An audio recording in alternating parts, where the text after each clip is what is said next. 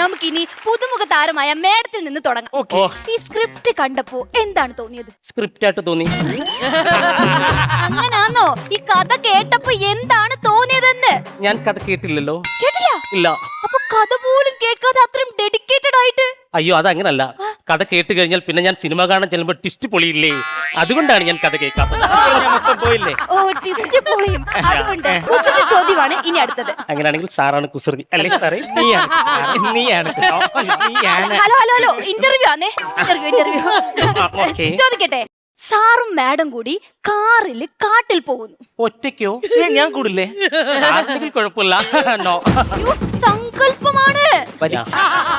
പറയട്ടെ. പോകുന്ന വഴിക്ക് പകുതി എത്തിയപ്പോൾ വഴി തീർന്നു പോയി. എങ്ങനെ രക്ഷപ്പെടും?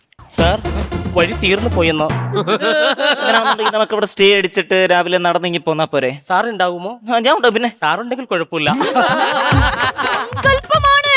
എല്ലാം സങ്കല്പം തന്നെ. നിങ്ങൾക്ക് ഉത്തരം അറിയത്തില്ല, ഞാൻ പറഞ്ഞു. വഴി തീർന്നിരിക്കുവല്ലേ? മാഡം കാറിൽ വെച്ചൊരു തമാശ പറയുന്നു.